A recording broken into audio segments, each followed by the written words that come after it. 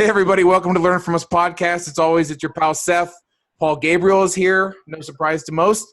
And we have a friend on today, Tom Lane of Innovation Foods is joining us. Everyone is stuck inside their house, Tom. So I'm glad you gave us some time. Tell us a little bit about your company, where you are, what you do. Give the listeners your background. Yeah, absolutely. So we are a contract food service company out of Twinsburg, Ohio.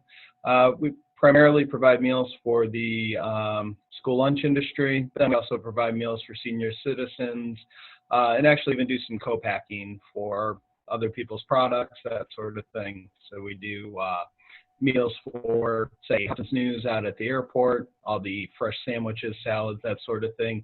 We produce those for them under their label. And we actually had a large local grocery chain actually approach us recently about taking over theirs. So that's definitely an area of our business we're looking to grow. So this is a commodity, which I'll be honest, like at times I don't actually think that the businesses do this. You know, you go to the airport, you grab a sandwich, and there's never much of a mindset that there's a whole business regime behind getting that sandwich into that place. How did you get into this food service realm, and like what is this company like? I mean, like the day to day, like I guess I can't even imagine how to make food service for so many different aspects of life. Tell me about it. Yeah, so we started 2002 just as a catering storefront restaurant in Twinsburg. 2008, we partnered with somebody to open a child care center. So that got us into the contract feeding world, doing food for our own child care centers. And then from there, it went to other child care centers, summer programs, school programs, and then senior programs. 2012, we kind of split it off, made it its own whole business. And I guess we end up in things like the co-packing, and that we're pretty open to looking at anything people can throw at us. So in terms of the Hudsons News, we were actually approached by them because of the licensing level we hold with the Ohio Department of Agriculture. We were one of the few companies in the area qualified to produce the meals for them. So Hudson News is a place in the airport, right? Correct. So I think they've got 11 different stands throughout the Cleveland Hopkins Airport. Okay. So it'd just be that Seoul Airport? Correct. They actually have us looking at Pittsburgh also. They've got a provider out there, but I don't know if the contract's up soon or something, but we've had some discussions with them about that airport as well. So what would make you guys, what's the competitive advantage that would help you guys? I mean, what makes them choose you over Acme Foods? You know what I mean? Or I shouldn't say that because go ahead. No. Like I said, part of it's the licensing. So we're actually licensed at two different levels with the Department of Agriculture. So we have a meat inspection license, which basically allows us to be a wholesaler. And then we have a food safety license, and that lets us do retail products to the public. So the wholesale license is the one that allows us to be able to do the sandwiches that then they can resell to somebody else. Hey, I have a question. How accurate are your calories on those packages? They're pretty accurate. In terms of the calories, like within what percentage? I would think they were probably within 10%. I mean, we're providing them the ingredients, everything on their spec. So they provide the nutritionals also. So it should be pretty consistent really across the country for all their facilities in terms of as long as we're using the product they spec, then it should be hitting pretty close calorie-wise. All right, just making sure, because whenever I count my calories, I'm like, what is this really accurate here? Like, this is 470 calories. Let's make sure this is right. Yeah, absolutely. Tom, what's the process of like getting into schools? I mean, this is so foreign to me, like the idea of like, I would imagine the bureaucracy of dealing with funding and maybe lack thereof, and yet people need food. How does all this work? Yeah, in the school world, we primarily work with charter schools and early childhood facilities, although we do have a couple of public schools that we're currently working with. Yeah, it's a strange world to work within. At times it's a frustrating world to work within. just because of the regulatory end of it and kind of the, all the different layers of rules and everything that we have to follow. In terms of just our licensing for our facility, we have an inspector on site every single day from the Department of Agriculture. Could be there 10 minutes. It could be there all day long. But that's a good thing. It's a good relationship. And, if we're doing what we're supposed to be doing, then they don't have a whole lot to inspect. So. Yeah. How often do you have to bribe them to look the other way? Not too often. Not too often. I was cost me 3 Cadillacs so far, so we're great, good. great. I was surprised. I've been in love with some butchers in my area, and they're USDA, USDA choice or whatever. But they have an inspector like on site watching them butcher cattle from like start to finish, and I was really shocked by that. So like, how is it hard to keep up with all these restrictions for? I can't imagine processing food for people, trying to keep everything safe. I mean, what is that like? No, absolutely. It is a challenge. So on our end, we make an investment into a consultant that's based out of this area. That's all he does is the compliance end of things, and 100% worth every penny we spend. He's the one that keeps us on the straight and narrow, does all our trainings for our staff, that sort of thing. That lets us focus on operations, and then he's focusing on compliance for us, and it's a match made in heaven. Go ahead, Paul. Go ahead. Oh, I was probably going to ask the same question. How many folks work in your company? I think we're at about 65 right now. We've got a group of schools that we provide all the labor at the schools to serve the meals. So we have about 15 people every day that will report directly to the school, not to our facility, that will take care of heating the meals, serving the meals, that sort of thing. And how many meals do you provide a day? We were at 7,500 about a month ago. I think now we're right around 2,000 a day. But every week we're adding more and more. So we've had a lot of success the last couple of weeks of bringing on new senior citizen programs. A lot of senior apartment complexes where they can't get out of the building to get food, we're bringing it into them. And what does an average meal cost you to make? And how do you factor in is it a cost plus? Are you just like, I look at it and think to myself, this is a commodity maybe, but you have the certifications like that. So like I said, apart from that, the certification is important, but does that mean as long as you have the certification, is it a monopoly? You can do whatever you want? I mean, how does that work? It's not a monopoly, but it's a smaller pool. There's probably, I think, 5 different companies in this area that are qualified at the level we're at. And then there's kind of a step down level from there, and there are 2 or 3 companies at that step down level. So there's still some competition, but it's definitely an industry where there's a pretty strong barrier to entry in terms of just learning the ropes and getting your licensing and all that sort of thing. All right. And you started the business? I'm sorry? And you started the business? I did, yes. Yeah. Do you have any partners or just you? No, just myself. My wife, I can't ask for a better partner than her, but overall, she works outside of the business. So it's really, I have to say though, I'm also blessed to really work with a lot of great people, both on the childcare side and on the food side. So what do you charge for your average meal? For the school meals, depending on the number of meals the school is going to be receiving and kind of the number of deliveries a week we're making, you're usually somewhere around $275 to maybe $310, $315, somewhere in that range. If we're providing labor at the school, that factors in as well. So, is it a guaranteed contract? Like right now, if you're not serving meals, are you still getting paid? How does it work? I wish. Yeah. No, it is. So for schools, the contracts come out in 2 different ways. If it's a smaller program, it's a small purchase contract.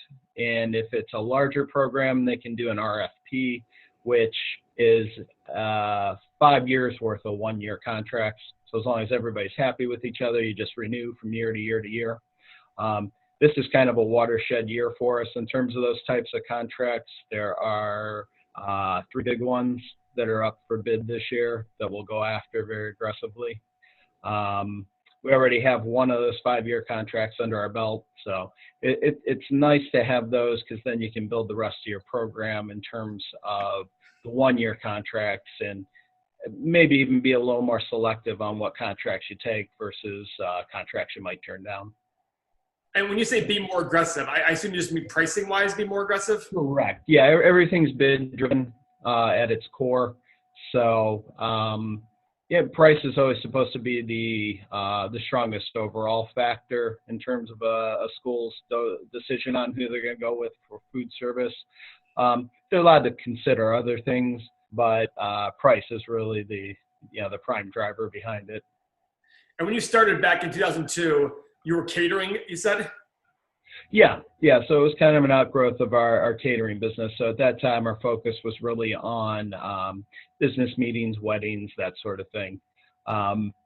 We kept our storefront going until about 2015, when we really saw that the contract area was going to be our future.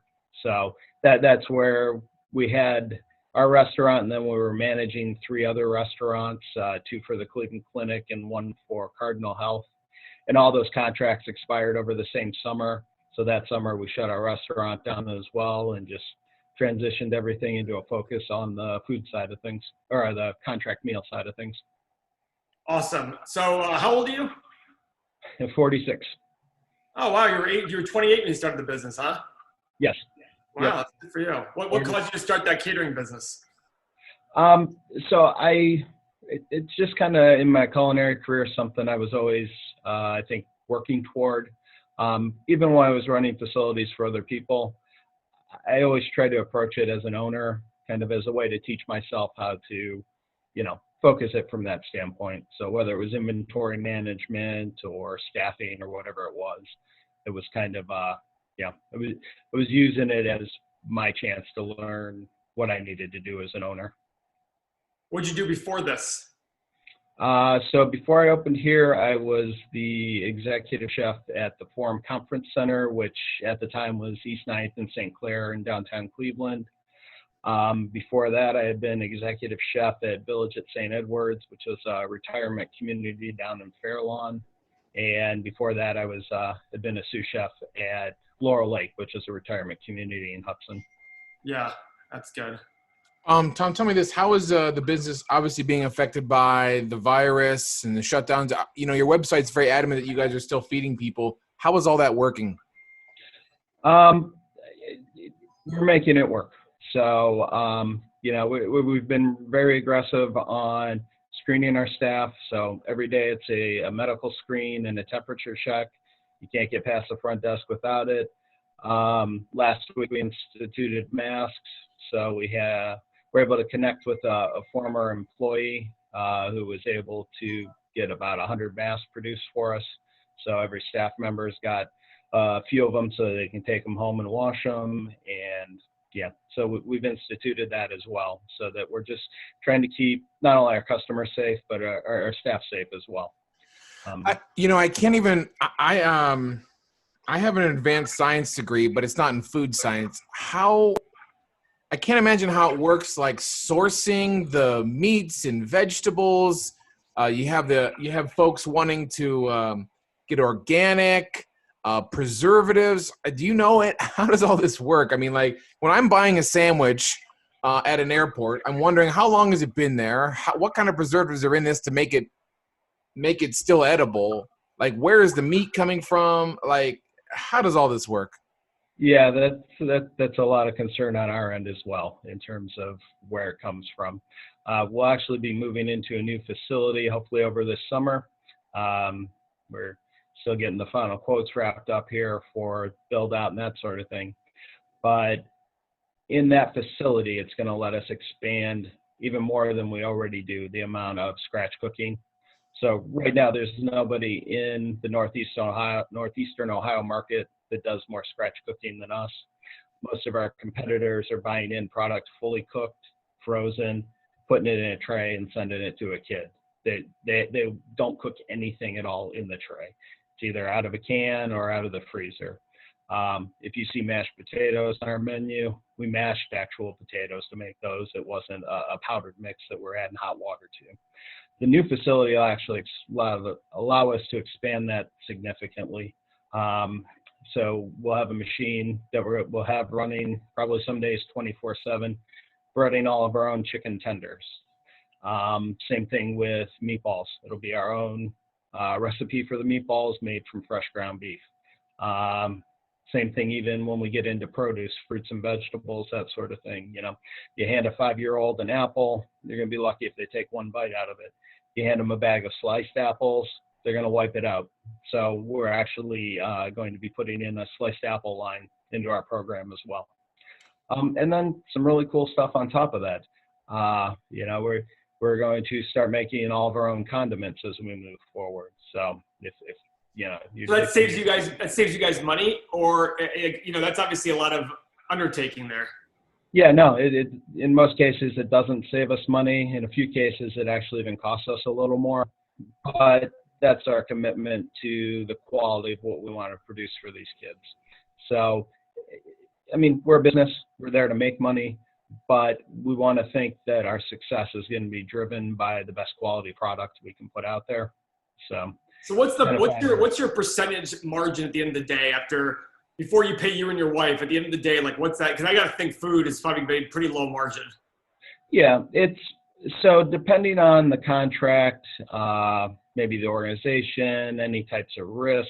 I mean, there's definitely a downside in our industry of a lot of deadbeat clients, that sort of thing. So once you figure all those things into it, we're setting our margin anywhere from 10% to 20%, depending on the volume. You know, and if we're hitting that 10% overall, I'm a happy guy. When you say overall, you mean at the end of the year, like you're done 10%? Okay. Paul, what do you think about those numbers? I mean, it's higher than I thought it was going to be. I thought he was going to tell me 2 to 5%, honestly. Yeah, it is higher than I thought it'd be. Like I literally thought it'd be like a grocery store where you're trying to do the volume and get the 1 to 3% margin on that stuff. Yeah, no, it's and that's pretty much an industry standard. Is, you know, you're somewhere between 10 and 20% as your target. So we yeah, in the last couple of years, we've really been able to capture a lot more out of our expenses. The young lady that does our purchasing she's so above me in terms of intellect and understanding. If she tells me it's ABC, then I just say, okay, yes, it's ABC, take her word for it and go, because just the incredible job she does in procuring our items and balancing our costs. And then there are some programs through the government in terms of commodity food items that the schools get donated to them that we have to manage. And it's fun to watch her talk or deal with a person in charge of that from the state, because typically she knows twice as much as they do, and it ends up she's teaching them, not the other way around. So it's usually pretty amusing. Tom, do you have scientists involved? Like, talk to me like I'm really dumb at this. Like, when you get the ground beef in, you source your product and you make a meatball sub or meatballs, what level of preservatives are in there? Like, you know, when I make meatballs at home, it's like ground meat, pork, an egg. And then when you look at the package of the meatballs you get from other places, it's got all these crazy chemicals in. I mean, I know what the chemicals are, but I don't know what they do. Like, how do companies deliver something with less preservatives? And how does that affect your bottom line in terms of, like, I'm sure it affects timing, longevity. Like, how does all that work? Yeah, I mean, it definitely makes it a more labor-intensive process. I mean, right now we don't have a machine to make patties. So when we have Salisbury steak on the menu, we're making 5,000-6,000 Salisbury steaks by hand. Wow. That's a big motivation to get into the new building. But really, when you're looking at it from a recipe standpoint, it is the relationship between our chef, our purchaser, and our dietitian. So we want it to be a very chef-driven menu so that we're looking at things from a culinary standpoint in terms of packing the most flavor we can into an item and really make sure that the techniques that we use are going to end up resulting in the best product possible that we're going to serve to the kids. What is making? Oh, sorry, Tom. Go ahead. Keep going. No, go ahead. I was going. What is making 6,000 Salisbury steak patties? What does that line even look like? Yeah, it's kind of an all-day, couple-day process. So it's getting the product in, making the mix from our recipe, and then pattying out that many. As soon as you've got a rack pattied, they're right into the oven, baked off. As soon as they're baked off, then it goes into the cooling down process. And again, those sorts of things are very regulated through our HACCP program, making sure that we're maintaining that temperature and time relationship throughout our whole process. So very, very paperwork intensive, which in some way it's great for us. It hurts us in some ways too, though, because we have a few competitors in this market that operate outside of their license. So they're not approved, say, to make something from raw, and they still do it anyways. And that's one of the definite challenges in this industry, is that there's a cost to us for that compliance every year. I mean, just tens of thousands of dollars that we're spending on that. And then when we have a competitor that's not following those rules and doesn't have those expenses, then they can come in and undercut our pricing. And so that part gets a little frustrating. And then the frustration only grows when you bring it to the attention of the people who should be cracking down on that sort of thing, and they just never seem to make any progress. You know, you can report the same competitor for, we've got one we've reported for 5 years in a row now, and still undercuts our pricing every single year. and isn't doing it with the compliance he should be doing. We can go plant some. So have you grown every year since 2002? We have, yes. Yeah. So, and especially the deeper we got into the school lunch end of things, you know, back in the day, we were, as a restaurant, on average, we were probably doing somewhere between $250,000, $300,000, you know, and we're doing more than 10 times that now. So it's, for us, though, it's also a constant reinvestment into who we are and what we're doing. So, you know, my wife works outside of the business, and when you say that, what do you mean? She works outside the business? She works for Cardinal Health, so she's a benefits administrator for them. And so the deal has always been she takes care of us now, and I'm building for our future. So that's kind of in that partner. I'm sorry? So your plan is to sell the business at some point and retire? Yeah, honestly, my ultimate dream for the business would be to turn it into an employee-owned business. I just really think it's the type of business that would lend all to that. I've already had discussions over the years with a couple different organizations to get an understanding of it, get a feel for it. But honestly, that would be... Go down that road. What does that entail? Oh, absolutely. A lot of it, you know, there's the whole legal side of changing it over to an employee-owned business and setting it up from that side. But there's some great resources. There's a program out of Kent State that they actually specialize in that. The biggest challenge is always for the owner to get the value that they want out of the business versus if it was a private sale, you know. If privately you could sell it to somebody for $5 million, but if the employee-owned business was able to buy it from you at that price, it would probably be, you know, a decade for them to buy you out. So it's definitely a challenge for the owner to get the value out that they want of the business, turning it into an employee-owned business. So how do you balance your? So first off, when you say employee-owned business, so somebody would come in, represent the employees, they would buy it from you, and it would be a buyout over X number of time? Correct, yes.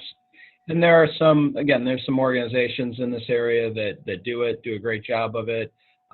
If you look at Green City Growers up in the Cleveland area, they do hydroponic lettuces, herbs, that sort of thing. That was built to be an employee-owned business, but the organization that operates that, over the last couple of years, they've gone around and bought different. I think they just bought an HVAC company and are turning it into employee-owned company. They run one of the biggest laundry programs in the Cleveland area. And again, they took it from a privately owned company into an employee-owned company. So there are some people with that expertise in this area, that's for sure. So what are the multiples in this business? Like, if you want to sell it to a private company right now, is it a multiple of revenue, of profit? How does it work? There's no set rule because it's such a niche industry. It's really, we've been approached a couple of times over the last few years to possibly be purchased, and it might be that they're looking at a multiple of EBITDA or something like that, but it's hard also because most of the contracts are annual. It's not like you're selling, guaranteed business as part of your portfolio either. I mean, the 5-year contracts would figure into that, but with the majority of them being 1-year contracts that you've got to win every year, somebody coming in is going to be taking on some inherent risk. What were the multiples of EBITDA that they were talking? So one of the organizations, I think, was twice, and the other one, we didn't get to that point because we weren't hitting the minimum amount of sales yet that they were looking for. But how much did they want to see in sales? They wanted us to hit 5 million, which we should actually, if the schools ever go back in, that's around where we're projecting for. We always look at things from the school year standpoint versus the calendar year. So the 2020-2021 school year, we would, if we win the contracts that we're going after this spring, we feel we'll fall into that area. And so when do you want to retire? Like, do you have a thought in your head, like go to 60 and then sell it off? Like, what's your thought? Originally it was 40. So I think I missed that one a little bit. But on the food side, it's really my passion, and I absolutely love it. But at the same time, it's definitely a business that takes its emotional toll on me. So long term, my goal would be within the next, say, 5 years to 10 years, if I can transition it into that employee-owned model. And then that will let me concentrate more on the childcare side of our business as well. And kind of. So would you stay on board? It would depend on the situation. I mean, if it was a transition, I'd stay on for a transition. If it was more of a consulting role, or if it was just during the business only from an acquiring bid standpoint, is really only active for about 4 months on that end of things. So if it was coming in and helping with that process, I mean, I'd be as involved as I would need to be to make sure the business was still successful. Because at the end of the day, even if it's an employee-owned business or somebody else has bought the business from me, it's still my name behind the business, and I want to see it be successful. Tom, you seem pretty level-headed. What you mentioned emotional toll. I was going to ask the question as silly as, God, with all these hoops to jump through, like, what emotional toll are you speaking of? Like, is it the process? Is it the elaborate on that. I think sometimes it's just keeping myself motivated. I mean, this current crisis is a great example of something where I've watched some of our competitors or even people in the restaurant industry where, you just kind of curl up and die because you can't see a path out of the crisis. You know, and I could have taken that route as well. But then we really took a hard look at it and said, you know what, we're going to just go out and hustle. Honestly, probably about 75% of the business we're doing today is business we created out of thin air. So we had two facilities, one in Twinsburg and one in Bedford Heights, where we're the only company in Ohio that's a for-profit company that operates congregate meal programs for senior citizens that are 100% funded by the government. It's a very unique idea, and thankfully we're in Ohio. We're not prevented from doing it because we're a for-profit. There are some states where you're just not permitted to do it as a for-profit. So when the crisis hit, we were making sure our customers at those two facilities were getting fed. And then we saw that there was a need in a lot of other senior apartment complexes that are HUD Housing organizations. So everybody's, you know, minimum income, that sort of thing. You combine that with the seniors already having food scarcity issues and access issues, and now they're not even allowed out of their apartments. So we really took it to task and said, you know what, let's go out and find more of these apartment complexes where we can go out and make a difference for people.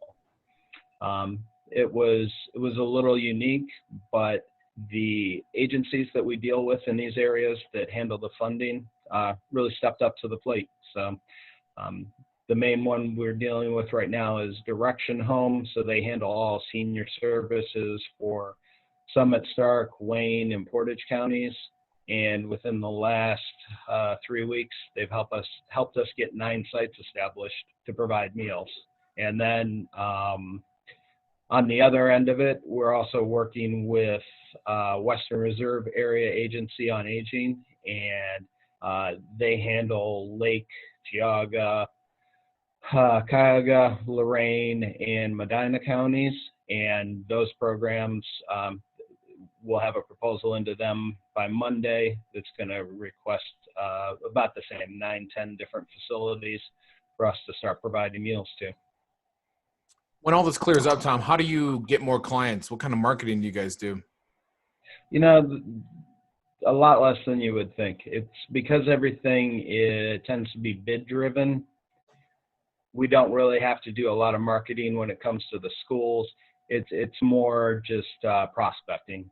So calling everybody every year, finding out if they're going out to bid, when the bid's going to be released, those sorts of things.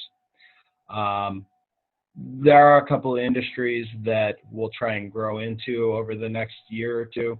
Those are going to involve a little more marketing probably, but even on that end, the kind of the customer development team that we have behind this sort of stuff, just I couldn't ask for better people to work with.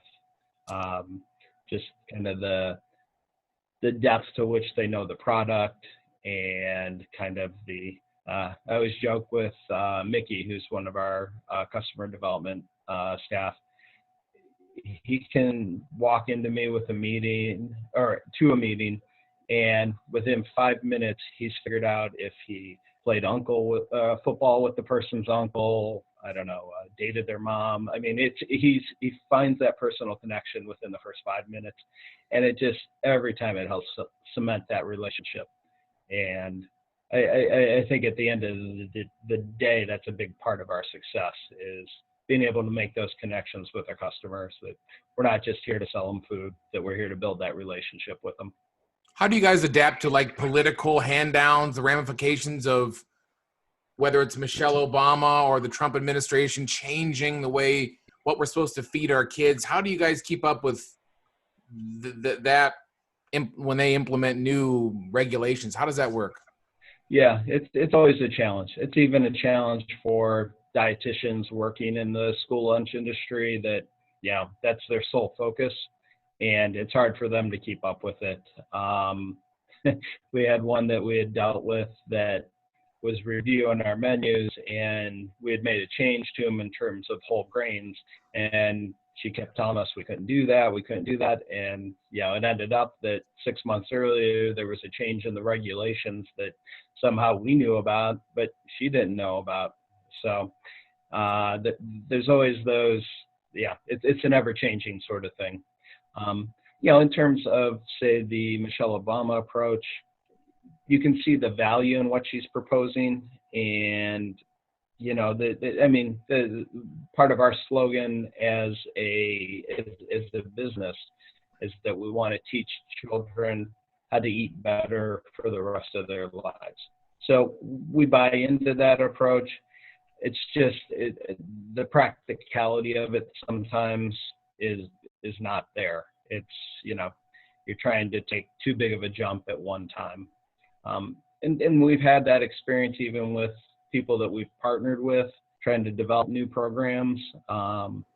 There's also most of the kids we feed, most of the communities, schools that we're in, they're running between 95 and 100% of the kids qualifying for a free lunch. And so when we're trying to work with somebody that has more of a background, saying in suburban schools, there's just always such a disconnect in how to approach things. Because again, they want to take, a food item that a suburban kid, their mom might buy it, you're going to have hummus in the refrigerator. But if you get a kid off of the school from, West 117th, and you put hummus in front of them, they're going to go hungry that day before they're going to eat the hummus, just because they're unfamiliar with it. So as a company, we really try and put a focus into, knowing the ingredients that are in our foods and making as much as we can from scratch so that we have control over those ingredients.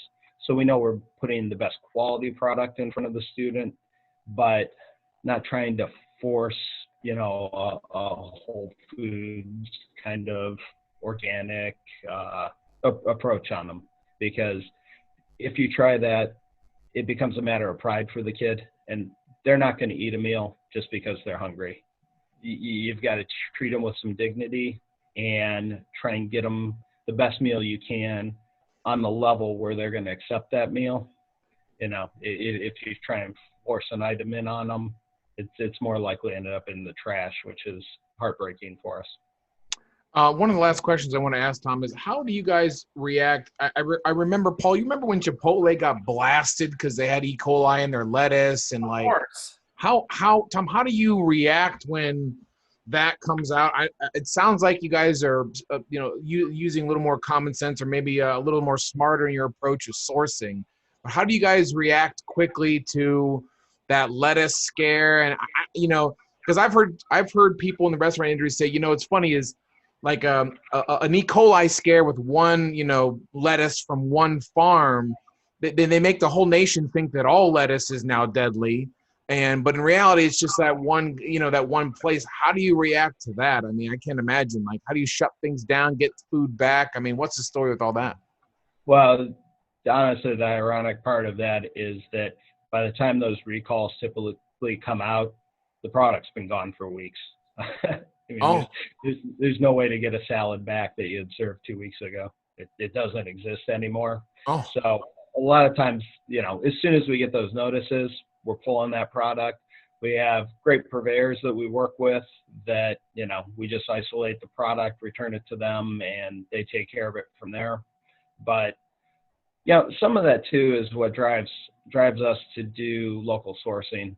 Again, just like we make more product from scratch than anybody in this market, we absolutely out local source everybody 10 times over. So all the raw poultry we're using is coming from Gerber Poultry. So same poultry you'd buy if you shopped at Handdowns or wherever. Every apple that we're going to slice is going to be a local apple, either from Quarry Hill Farms or orchards out in Oberlin, or Bauman's down in the Canton area. So, and again, that's part of our profile that's only going to grow in the new facility, is how much we can locally source. We've done some purchasing with County Line Auction, which is down on the Medina border, and all Amish grown, that sort of thing. So there are so many great products in this area. We really try and reduce our reliance on, kind of those items that are going to come in and potentially have those large scale issues like that. Paul, have you ever heard anything about this business? I'm pretty shocked by everything Tom's saying. No, I've never. I mean, I just assumed the schools did it. To be honest with you, I didn't know it was outsourced at all. Yeah, it's pretty wild. Yeah, most schools, public schools still do, most of them their own meals.